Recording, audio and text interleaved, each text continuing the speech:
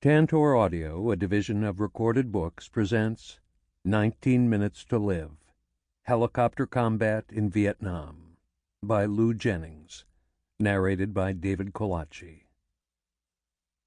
War is life multiplied by some number that no one has ever heard of. Sebastian Junger, War. Prologue. Kirkuk, Iraq, 2008. It is cold and clear, with temperatures hovering at freezing.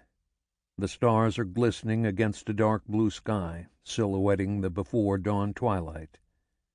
This is the quietest time of the day. The only interruptions to the silence are the melancholy sounds of calls to prayer being broadcast from the nearby mosque, and measured bursts of automatic weapons fire as the outgoing morning combat patrols lock and load, making sure their equipment is in order before they head off into hostile territory. A team of Kiowa Warrior helicopters swoops in low overhead. The Air Cavalry, or CAV, is returning from another night mission. One of our own planes comes in for landing, too. They've probably been working together with the CAV, finding bad guys before they can do bad things, or catching them in the act. Many here at this sprawling military base are either just getting in from their patrols or just getting up to do their part to help out. The whole place will be a living, breathing beehive of activity by the time the sun comes up, all focused on one mission, bringing freedom and peace to the Iraqi people, and staying alive in the process. It's my first time downrange, the term soldiers use to describe being here in the sandbox. I've only been here 2 weeks and have already flown 33 missions with duty days up to 16 hours, like it was when I was a young combat helicopter pilot in Vietnam. Except now I'm 62 years old, and this is Iraq. I'm in a very select fraternity of pilots. Most are military retirees like myself, hailing from all 4 services and the Coast Guard.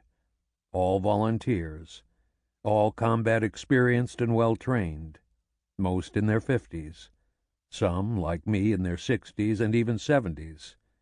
Our chief pilot is 73. All are expert at what they do. Our mission is to find the bad guys, and at that we are very, very successful. I can't tell you how we do it or what kind of tactics and technology we employ. That's classified. I can tell you, however, we save lots of lives every day. When you hear or read that insurgent attacks are at their lowest since the beginning of this war, or that some key al-Qaeda leader has been killed or captured, we probably had something to do with it. My mission is flying support for our operations over here, ferrying people, supplies, and equipment in and out of Iraq and to our bases around the country. I consider it an honor and a privilege and hope in some small way to help bring this conflict to a close and our troops home soon. While I miss my lovely wife Annika, my wonderful children and grandchildren, and holiday camaraderie with friends and family, this is where I need to be this Christmas morning. Wishing you and yours a very Merry Christmas, Happy New Year, and a joyous holiday season. Lew. Matthew chapter 5, verse 9. Blessed are the peacemakers, for they shall be called the children of God. I wrote that note on my first of many combat support assignments in Iraq, where I flew 777 missions over the next 2 years. What I didn't reveal was that our base had been attacked over 20 times that December. When I was invited to join an incredible group of gray-haired, mostly retired military professionals to fly secret intelligence, surveillance, and reconnaissance ISR missions in some pretty dangerous parts of the world, I immediately went to my own family to get their permission, or at least willingness, to allow Grandpa one final adventure after nearly a lifetime of service. To them I owe immense gratitude. And to friends and family who were concerned or upset that I was off to yet another war zone, I can only say that this experience was one of the most gratifying of my aviation career. I truly believe our ISR flights in Iraq helped save thousands of lives of our troops, coalition forces, and innocent Iraqi civilians. When given the opportunity late in life to save lives on the battlefield once again, I jumped at the chance. My name is Lew Jennings. I'm a retired U.S. Army officer, former airline pilot, and business executive. I was active military duty for 20 years with the U.S. Army from 1967 to 1987 and served in Vietnam and Europe at various bases in the United States and throughout the Pacific with the U.S. Navy and Marine Corps.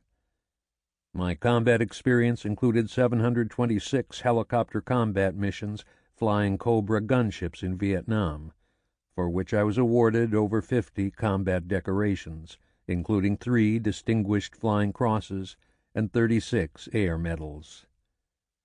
The war in Vietnam was known as the Helicopter War. There were very few roads in Vietnam, and much of the terrain didn't allow the use of typical military modes of transportation like trucks, tanks, or other armored vehicles. The helicopter became the primary way to get troops into combat, to resupply them, to move cargo and equipment for them, and to evacuate the dead and wounded. Over 12,000 helicopters would be used in Vietnam by all the U.S. Armed Services, accumulating over 10 million flight hours. In the process, 5,086 would be destroyed, and 2,202 pilots and 2,704 crew members killed. Helicopter crews would account for nearly 10% of all the casualties of the war in Vietnam. I was a Cobra helicopter gunship pilot in 2 air cavalry units in Vietnam from 1969 to 1970. This is my story. I am honored to have served. Chapter 1. 19 Minutes to Live. I had dreamed of flying since I was a toddler sitting on my mother's lap, watching my father crop-dusting pineapple fields in Hawaii. My dad was an aviation electrician's mate with the Coast Guard at nearby Barbers Point Naval Air Station. He maintained the radios and electronics for the Coast Guard search and rescue aircraft there and flew crop dusters when he was off duty. As he zoomed low over the rows of pineapples in a beautiful Stearman biplane, he would pull nearly straight up, do a slow half-roll, turn, drop, and zoom low again, his wheels seeming to touch the very tops of the fruit. I was thrilled with it all and wanted to be just like him. Dad encouraged me with his love of aviation. He had me flying gliders by the time I was 12. I earned my pilot's license at age 19 at the San Jose, California Municipal Airport in 1966. I was working full-time and attending community college at night. My draft classification was 1A, and I knew in the back of my mind that I could be called to serve in the military at any time.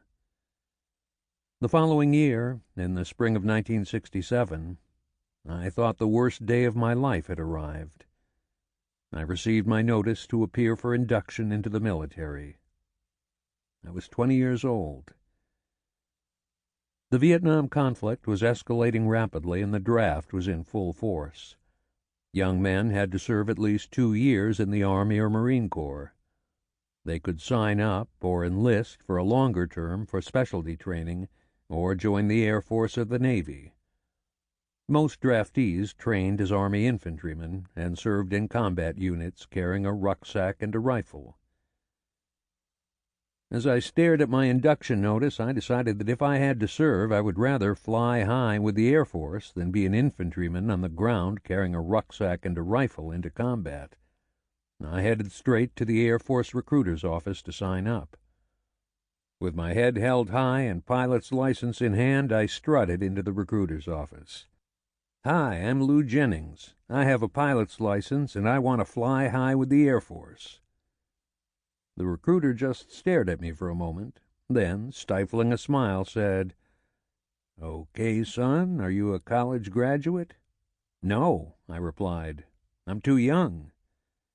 "Well, then," the recruiter continued, "if you don't have 4 years of college, I'm afraid you can't fly high with the Air Force." I was starting to feel a little nervous.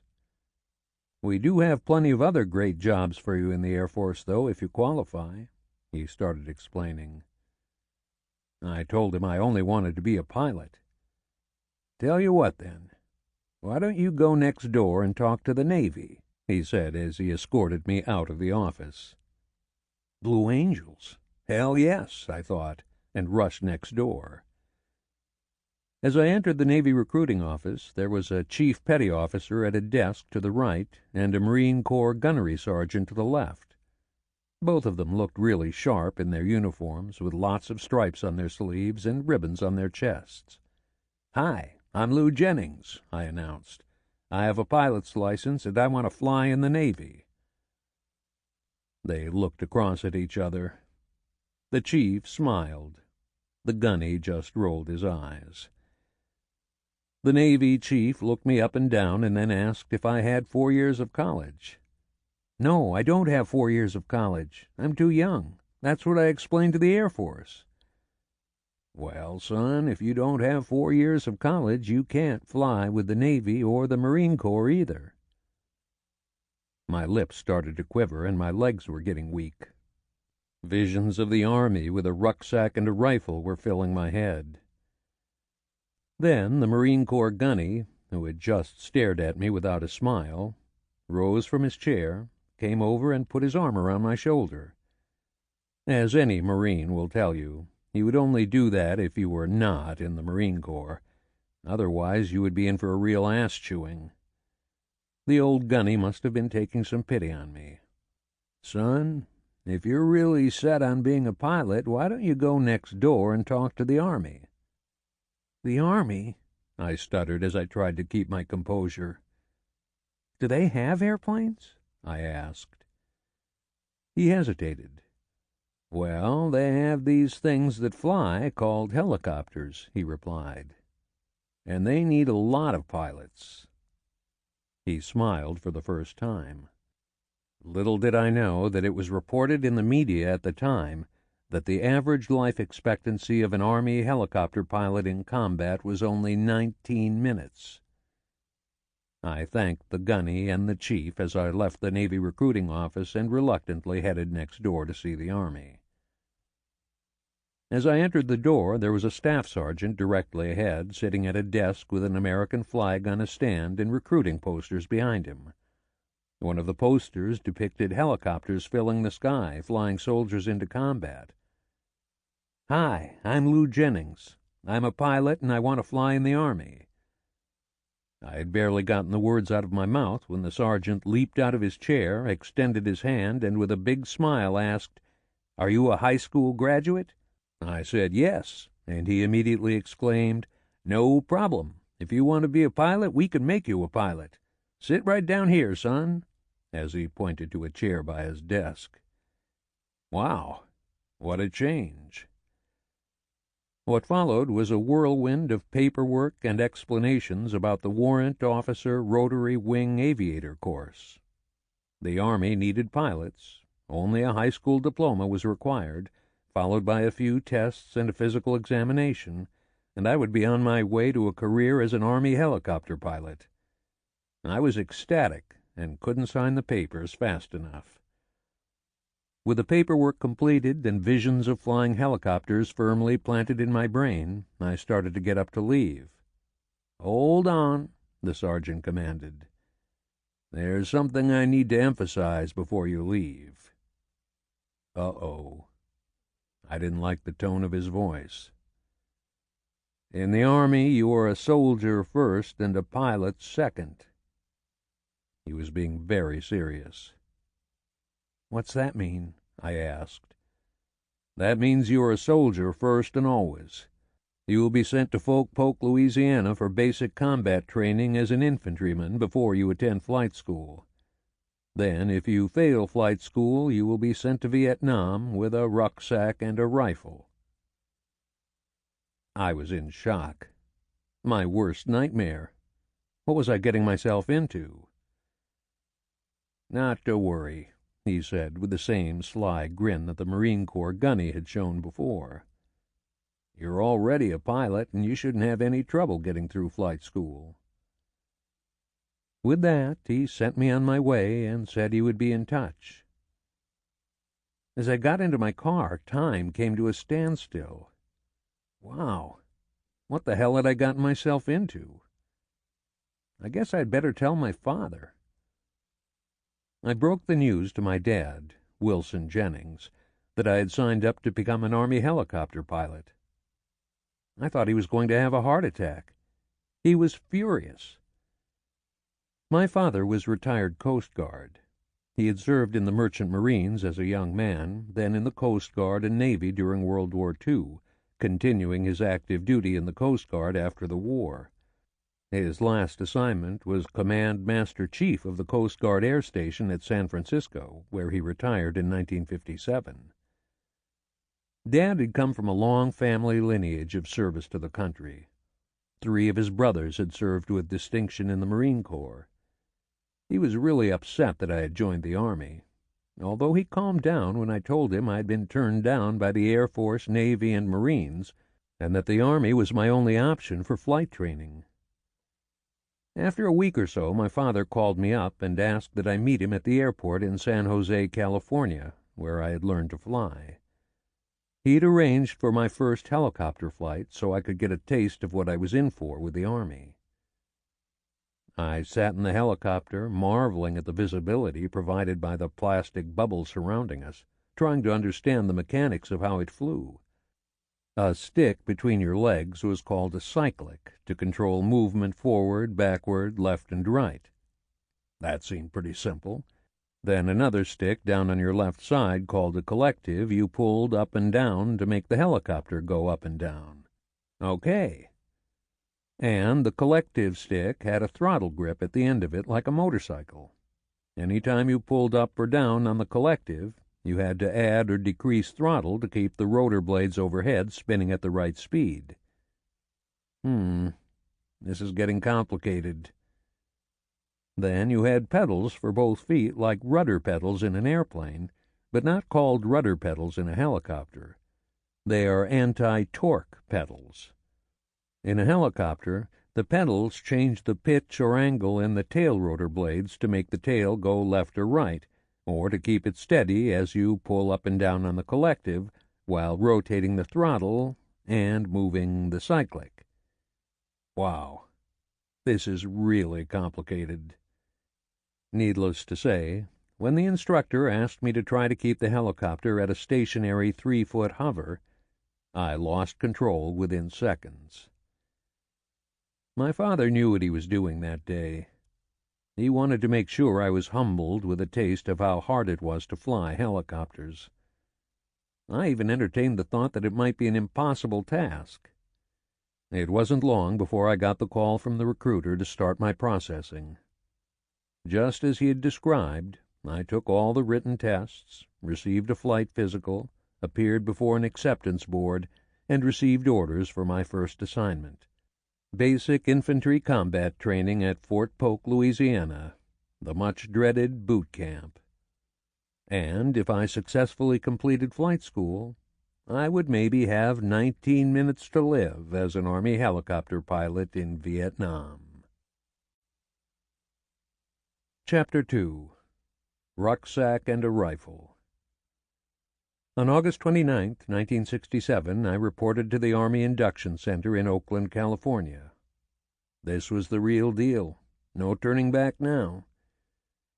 I was assigned to a ragtag group of young civilian men like myself and bused to the airport to catch our flight to Dallas, Texas, and on to Lake Charles, Louisiana, where we would be further transported to Fort Polk for basic combat training, or BCT. When the old DC-3 commuter plane landed at the airport in Lake Charles, we were immediately hit with the hot, humid air common to the South that literally took my breath away. I thought I had stepped into an oven. It was definitely a far cry from the cool Pacific air of Monterey Bay back home. I don't remember much about the hour-and-a-half bus ride from Lake Charles to Fort Polk. I do remember our arrival. I had entered hell on earth. We pulled up in front of a grassy parade field surrounded by two-story wooden barracks from the World War II era. There stood a line of drill sergeants waiting for us. They were impressive, standing ramrod straight in their starched, tailored uniforms with spit-shined boots and highly polished brass glistening in the sun. Combat web belts snugged tightly around their waists. Smokey the Bear hats tilted forward, nearly covering their eyes. They looked like something right out of the movies or a recruiting poster. But when the door of the bus opened, they morphed into screaming, diabolical maniacs. What ensued were the 2 longest months of my life. "Get your asses off this bus! Move it! Move it! Move it! Fall in! Line up! You're too slow! Move it! Move it! Move it!" They screamed and swarmed around us like angry wasps, yelling their orders directly into our ears and nearly nose to nose in our faces. I was already sweating buckets. Once they had us somewhat organized, we marched off towards the company area. The company, in Army speak, is your unit. A company usually consists of about 200 men, with a captain as the commanding officer, a first sergeant, E8, as the senior enlisted non-commissioned officer, and 4 platoons with 40 to 50 men each, with a lieutenant as platoon leader, drill sergeants as platoon sergeants, E7, with assistant E6 and E5 drill sergeants. In our unit, we even had an E4 drill corporal. Okay, I know what you're thinking. What's with all this E stuff? Sorry, a little indoctrination here on military pay grades and ranks is in order. Also, a little orientation on Army combat organizations. Here goes. Everyone in the military is designated with a pay level grade and a corresponding rank or name for that pay grade. Here are the grades and ranks for the Army and the positions they are normally assigned to in combat units relative to their grade and rank. 01, Second Lieutenant, 2LT, also referred to as Butter Bar because of the yellow color of their single-bar rank insignia. Platoon Leader, Gopher. 02, First Lieutenant, 1LT, rank insignia, 1 silver bar. Platoon Leader, Company Executive Officer, Staff Officer. 03, Captain, CPT, rank insignia, 2 silver bars. Company Commander, Battalion Staff Officer. 04, Major, MAG, rank insignia, gold oak leaf cluster. Battalion Executive Officer, Brigade Staff Officer. 05, Lieutenant Colonel, LTC, rank insignia, silver oak leaf cluster, also referred to as a light colonel. Battalion Commander, Brigade Executive Officer, Division Staff Officer. 06, Colonel, COL, rank insignia, Silver Eagle, also referred to as a full bird. Brigade Commander, Division Chief of Staff or Staff Officer. 07, Brigadier General, BG, rank insignia, 1 silver star.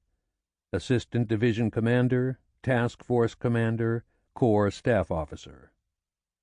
08, Major General, MG, rank insignia, 2 silver stars. Division Commander. 09, Lieutenant General, LTG, rank insignia, 3 silver stars. Corps Commanders, Senior Staff Officers at the Pentagon, and other major headquarters. 010, General, GEN, rank insignia, 4 silver stars.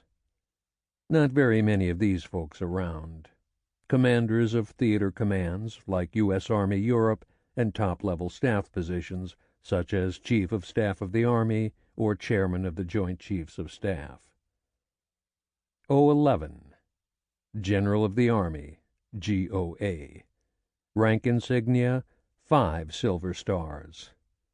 Only awarded in time of war. 5 generals have held this rank. Sadly, none of these generals are with us anymore.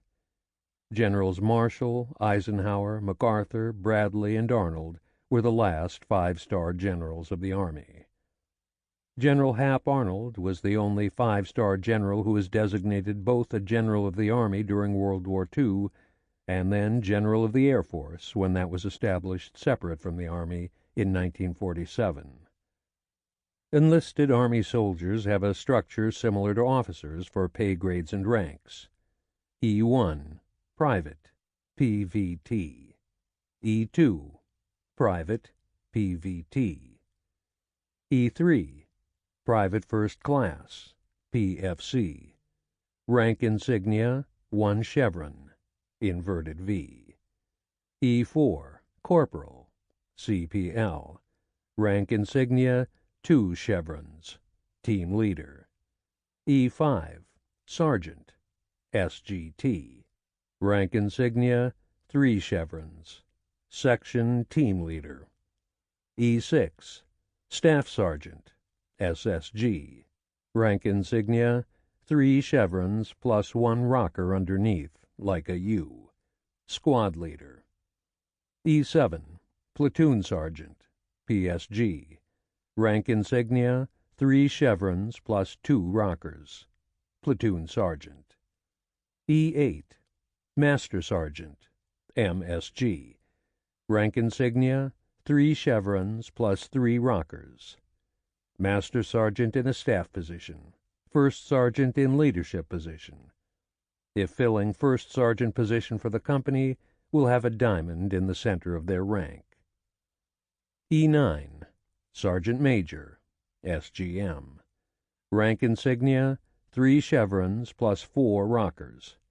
Sergeant Major in a staff position. Command Sergeant Major in a leadership position. If filling position of Command Sergeant Major, will have a star in the center of their rank. There are also specialist designations, SP4, SP5, for ranks E4 and E5, for those assigned to technical positions. Sandwiched in between officer ranks and enlisted ranks are warrant officers. In the United States military, warrant officers, grades W1 to W4 in 1969, W1 to W5 as of 1992, are ranked as officer above the senior-most enlisted ranks, as well as officer cadets and officer candidates, but below the officer grade of O1. Warrant officers are highly skilled single-track, as in aviation, specialty officers, and while the ranks are authorized by Congress, each branch of the U.S. Armed Forces selects, manages, and uses warrant officers in slightly different ways. For appointment to warrant officer, W1, a warrant is approved by the Service Secretary of the respective branch of service, Secretary of the Army or Secretary of the Navy for USMC warrant officers, while Chief Warrant Officers, W2 to W5, are commissioned by the President of the United States. Both warrant officers and chief warrant officers take the same oath of office as commissioned officers, O1 to O10. During the Vietnam War, the Army chose warrant officers as the primary pilots for the extensive helicopter fleet that was needed to fight the war, because the use of warrant officers would reduce the manpower shortage then being experienced among commissioned officers who were needed in the combat arms of infantry, armor, artillery, and other military occupational specialties. Not lost on the Department of Defense was the fact that the military pay scale paid warrant officers less than it paid commissioned officers of comparable seniority of service and experience. Not only did the U.S. Army pay warrant officers less monthly salary, base pay, than commissioned officers, they paid them less for flying Army aircraft as well, flight pay, despite the fact that frequently both a warrant officer and a commissioned officer would share the same cockpit of an Army helicopter, and that the warrant officer, as a dedicated professional aviator, often performed the duties and carried the responsibilities of pilot in command or aircraft commander. It was not until 1974, after the war in Vietnam, that U.S. Army warrant officer pilots finally received flight pay equal to commissioned officers. Sample complete. Ready to continue?